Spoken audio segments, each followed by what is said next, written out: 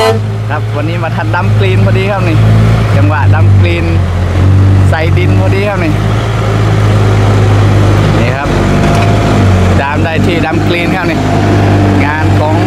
ทีมเดิมครับนี่บุญรอดครับไปไหนเนาะนี่ไหวไหมดำกรีน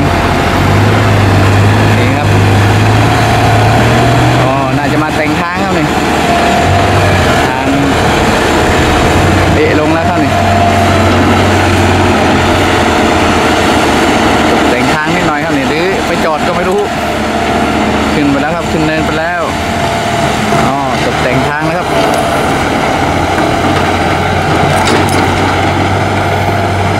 ถอยหลังครับตอนนี้ย่ำครับนี่เราขึ้นไปไหนครับนี่มาตัดขอบก่อนหรือเปล่า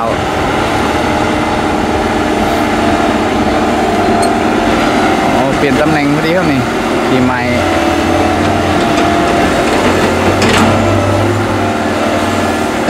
วันนี้ไม่แน่ใจนะครับว่าวิ่งกี่คันครับทีมงานบุญรอด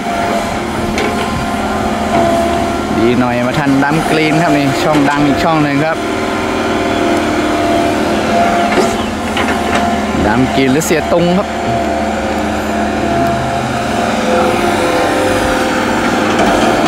เอาดินมาลอยที่มันยุบนะครับการรถติดครับนะโอ้ได้ที่ตักกุ้งเลยนะรอดดีครับ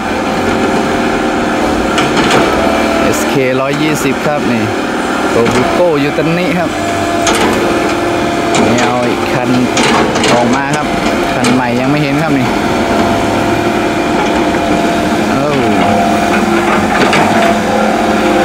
หน้าดินครับทางก็จะออกนี่ครับที่มาถมว่าทางวิ่งครับยุบแล้วครับน่าจะวิ่งหลายวันแล้วครับนี่โบนี่มาไม่ทันเขาอีกแล้วครับอยู่หลังป่าอ้อยเลยครับนี่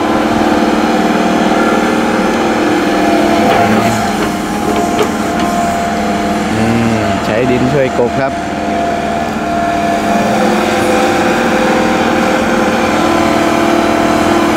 ดูคันต่อไปจะเป็นของใครมาได้ยินเสียงแล้วครับได้ยินเสียงดำมาแต่ไกลครับนะครับเป็นทางอยู่ในป่าครับนะอะไรโยกทางอยู่ในป่าครับป่าอ้อยครับนี่ใช่ไหมเอ่ยอ๋อมาแล้วครับคันเท่านี่เหมือนออกมาจากป่าเลยครับนี่มาแล้วครับ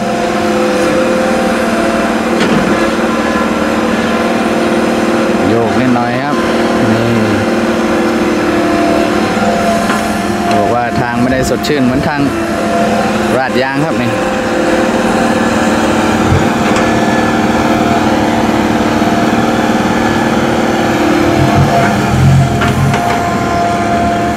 ดู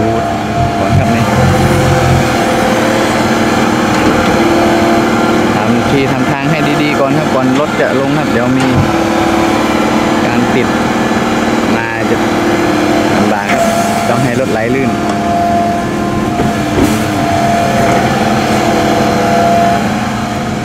รถมาแล้วครับ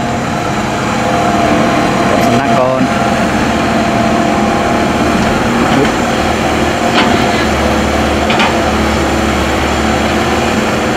ยูตันนี่ครับนี่โกเบลโก้ SK 120ของทีมงานบุญรอดดีเคอร์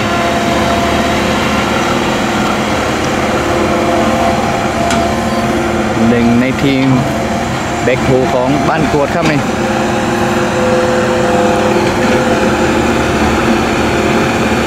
ตอนนี้เริ่มฤดูกาลใหม่ยังไม่ได้ไปถ่ายตระกูลกงนะครับตอนนี้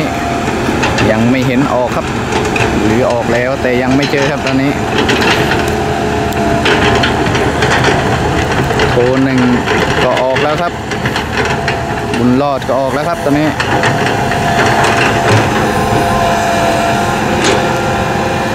ครับโผล่มาอีกคันแล้วครับนี่งานสวยๆมาจากแสดงว่าเทไม่ไกลครับนี่เทใกล้ๆครับ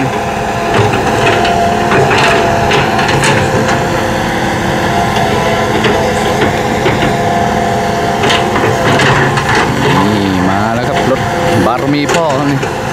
พ่อตา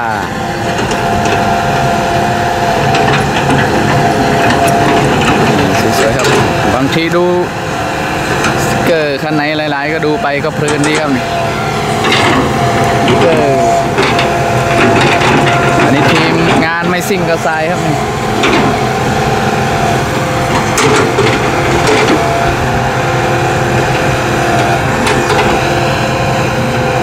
ตกแต่งถนนก่อนจะตักดินครับนี่คันตักดินใส่ดำกรีนคันเดียวกันจะรอครับนี่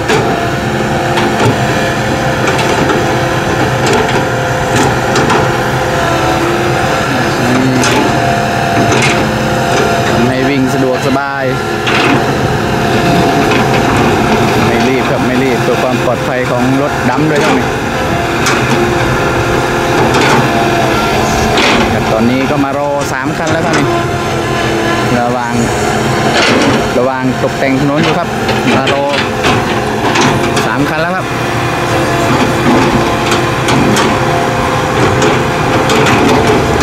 ตามคิวครับตามคิวนี่ครับนี่เกือบได้ที่แล้วครับนี่สักหน่อยก็จะได้ดูงานตักดินใส่ดำนะครับรอกันอีกแป๊บนึงครับรอตกแต่งถนนหน่อยสวยงามครับนี่แน่นเปี้ยเลย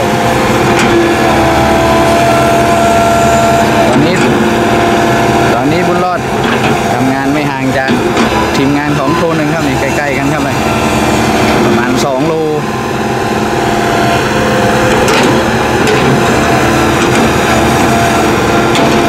สวยงามครับนี่ครับตัวกลับ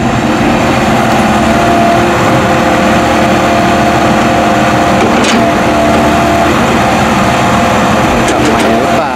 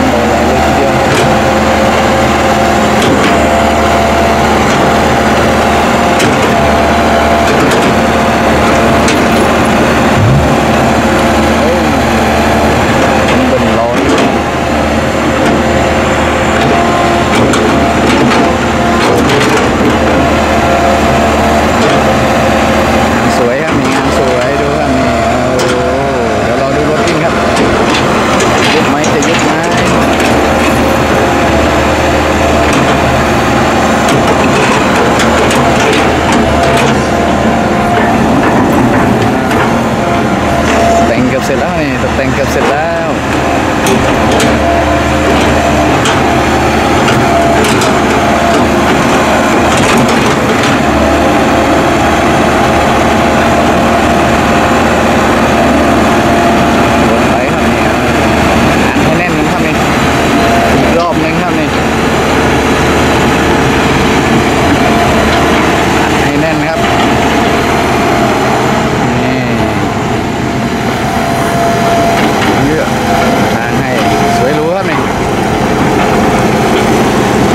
ท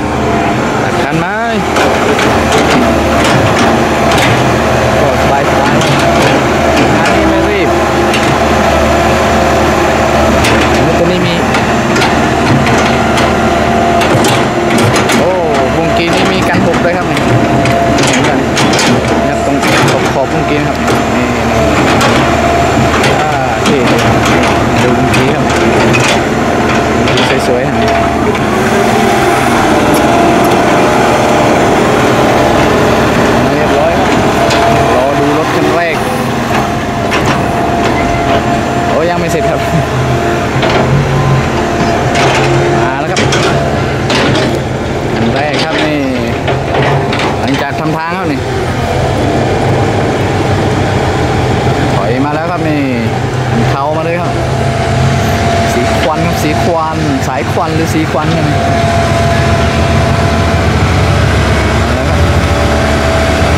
มันจะเก่าแต่เครื่องแน่นเปี้ยครับ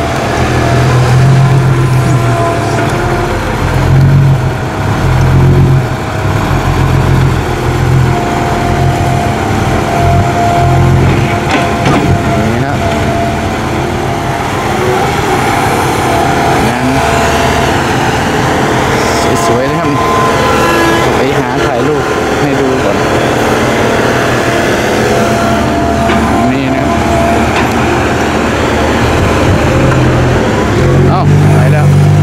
กดทางก่อนหรือเปล่าครับทดสอบเพิ่มดินดูครับเป็นร่องไหมครับ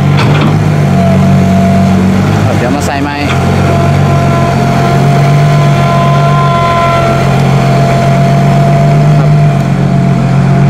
บดใช้ได้ครับดินแน่นเปียกแล้วครับ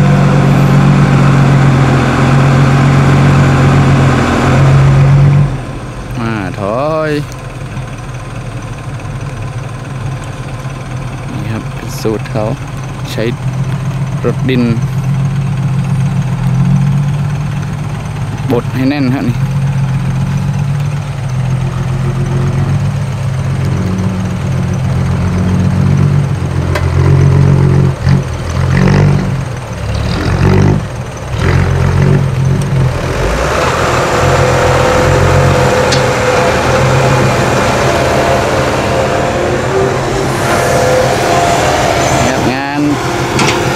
ขุดสระเพื่อการเกษตรครับ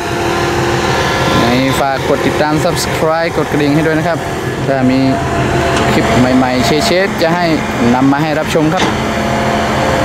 สวัสดีครับ